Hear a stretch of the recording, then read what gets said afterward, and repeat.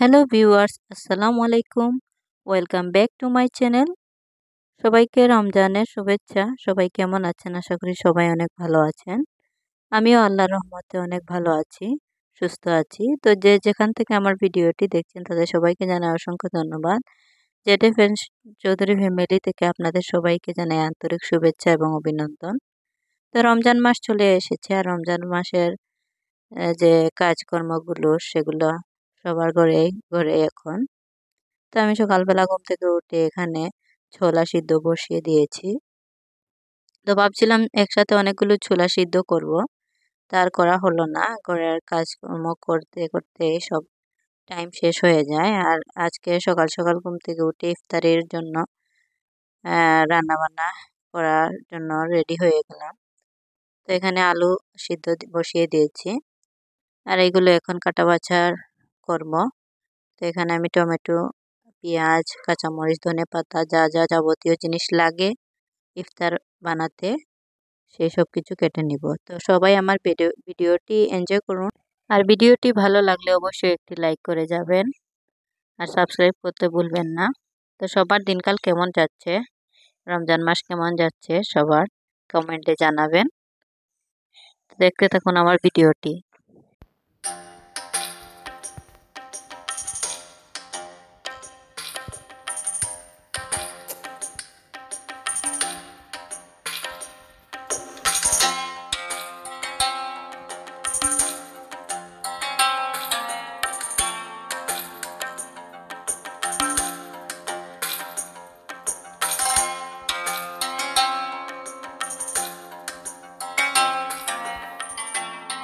আর এখানে কিছু চিড়া ভিজিয়ে রেখেছিলাম ডেজার্ট বানাবার জন্য।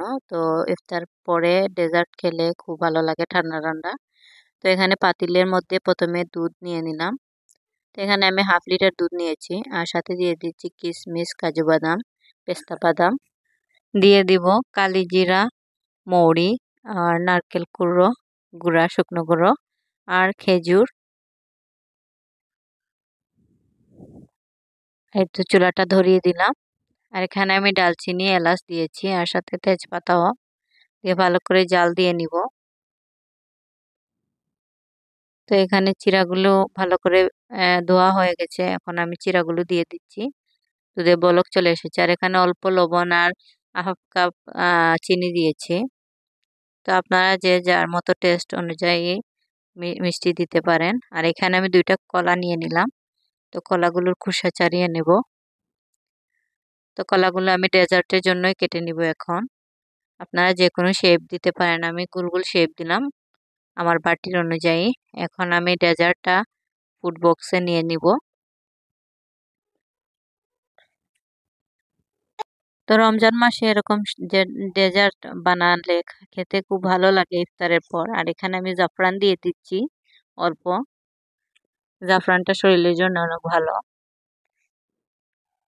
আর এখন আমি কলাগুলো ডেকোরেশন করে দিচ্ছি উপরে। আর ডেজার্টের সাথে কলা আহ, কামড়ে কামড়ে পড়লে অনেক মজা লাগে। তো এখন আমি নর্মাল ফ্রিজারে রেখে দিব। আর এদিকে আমার আলু সিদ্ধটাও হয়ে গেছে। তো আলুগুলো খোসা ছাড়িয়ে নিব। কিছু আলু ছোলার জন্য রেখে দিব আর কিছু আলু দিয়ে আমি আলুর চপ বানাবো।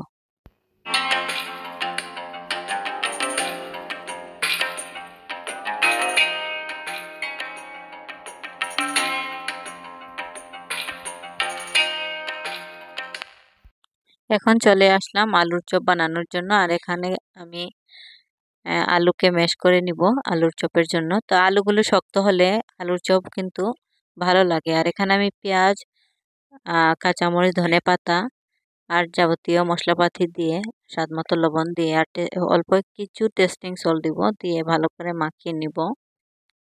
তো আমি আমার মাখানো শেষ। এখানে আমি তাড়াহুড়ো করে ভিডিও করছি।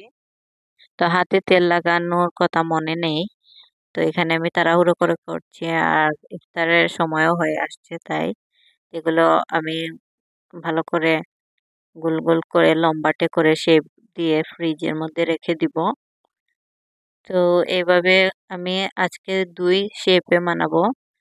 তো লম্বাটে করেও বানাবো, আবার গোল গোল করেও বানাবো। দই শেপের হলে দেখতেও ভালো লাগে আর খেতেও আলাদা একটা ফিলিংস আসে। আর এখানে আমি 2টা ডিম নিয়ে নিয়েছি। তো ডিমটা আলুর চপের জন্য ভালো করে ফেটিয়ে নিলাম। আর এখানে কিছু বিস্কিটের গুঁড়া করে নিব।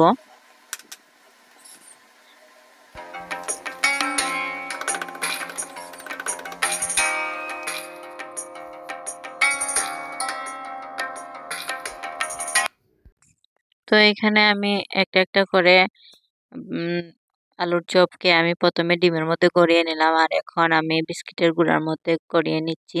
এভাবে একটা একটা করে সবগুলো করে নিব। আর রমজান মাস হচ্ছে সিয়াম সাধনার মাস। এই মাসে আল্লাহ আমাদের সবাইকে মাফ করে দেন। যত গুনাহ করেছি, যত খারাপ কাজ করেছি, আল্লাহর কাছে সবাই দোয়া চাইবো। আর সবার কাছে রিকোয়েস্ট, আমাদের জন্য আপনারা দোয়া করবেন যাতে আল্লাহ সুস্থ রাখে, ভালো রাখে। তো আমার মেয়েটা খুব অসুস্থ, এখনো সুস্থ হয়নি।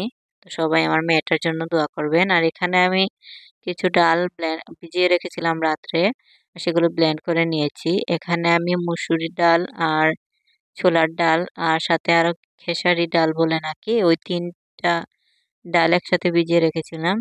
খেতে ভালো লাগে। আর এখানে সব মশলাপাতি দিয়ে দিলাম। পেঁয়াজি করব, ডালের বড়া করব। তো এখানে আমি রেখে দিচ্ছি ফ্রিজে, কারণ একদম ইফতারের আগ মুহূর্তে আমি ফ্রাই করব, যাতে গরম গরম খাওয়া যায়, মুচমুচে থাকে। আর এখানে আমি চাল আর ডাল ভিজিয়ে রেখেছি ভুনা খিচুড়ির জন্য। তো রমজান মাসে সারাদিন উপোস করার পর যদি নরম কিছু না খাওয়া হয় তাহলে পেটের সমস্যা হতে পারে, তাই একটু নরম ভুনা খিচুড়ি করব। এখানে আমি তেলের মধ্যে রসুন আর পেঁয়াজ দিয়ে দিলাম, আর সাথে টমেটো কেটে নিয়েছি, টমেটোও দিয়ে দিলাম। দিয়ে ভালো করে নেড়ে ছেড়ে দিব। আর এরপর দিয়ে দিব আদা।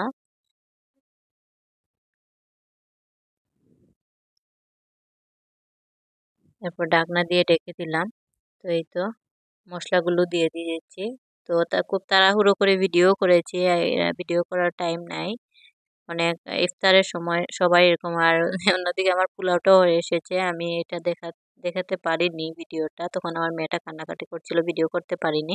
আর এখানে চাল আর ডালটা দিয়ে দিলাম, আর আমি পানি দিয়ে দিচ্ছি। পানি দিয়ে এখন দিয়ে দিব কাঁচামরিচ আর স্বাদ মতো লবণ, দিয়ে তারপর ঢাকনা দিয়ে ঢেকে দিব।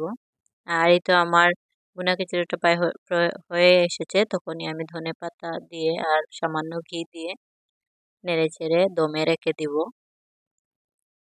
তো ভিডিওটি ভালো লাগলে অবশ্যই লাইক করবেন। আর এই তো ইফতারের আগ মুহূর্ত হয়ে গেছে, আর আর মাত্র আধা ঘন্টা সময় বাকি আছে। আর তখনই আমি ফ্রিজ থেকে বের করে নিয়েছি। আমি এখানে যে ব্যাটারটা দেখতে পারছেন, বেগুন ভাজি করার জন্য, যে বেগুনি করার জন্য করেছি, সেটা আপনাদের শেয়ার করতে পারিনি ভিডিওটি। এটার মধ্যে আমি বেসন দেই আর ময়দা, আর অল্প ময়দা দেই আর একটু হলুদ, আর আমার হাতে বানানোর যে মশলাটা আছে সেটা দেই, যাতে ভালো টেস্ট আসে। আর স্বাদ মতো লবণ দিয়ে এই বেগুনিটা করে থাকি। আপনারা বেকিং পাউডারও দিতে পারেন। বেকিং পাউডার দিলে কি হয়, এই বেগুনিটা অনেকটা ফুলে আর ফুলকো হয় আর দেখতেও সুন্দর লাগে। তো আমি মনে করি রমজান মাসে বেকিং পাউডারটা কম খাওয়াই ভালো, কারণ এসব জিনিস খেলে তো দেখতে ভালো লাগে, কিন্তু খেলে পেটে সমস্যা হয়। আর এখানে আমি একটা হটপট নিয়ে নিয়েছি, হটপটের মধ্যে রেখে দিব যাতে গরম থাকে। তো বাকি বেগুনিগুলো আমি দিয়ে দিচ্ছি।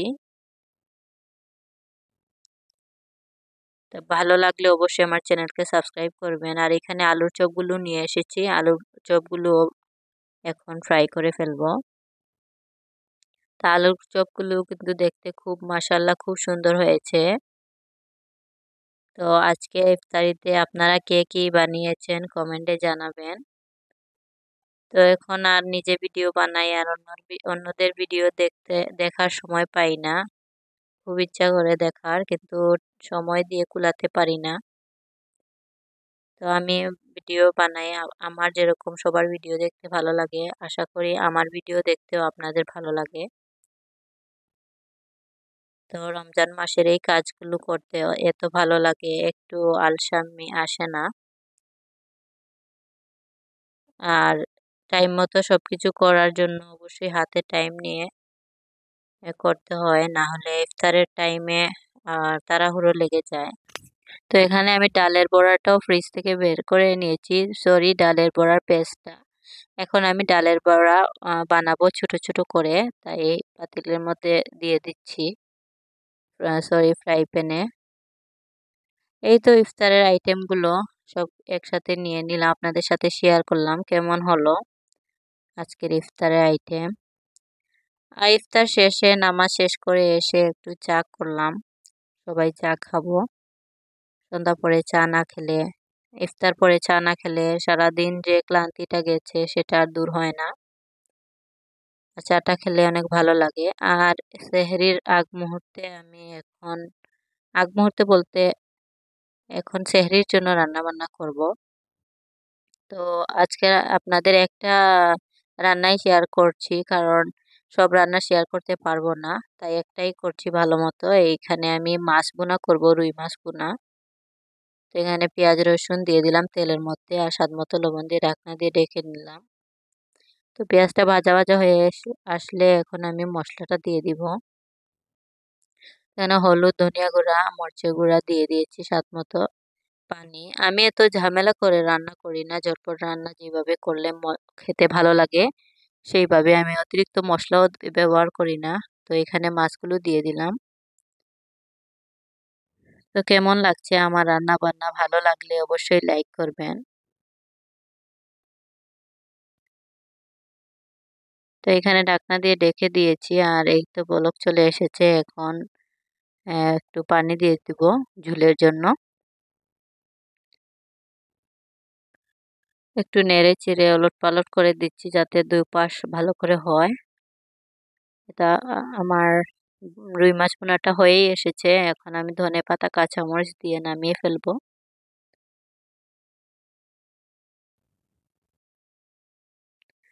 আর এখন তারাবির নামাজটা পড়ে নিব।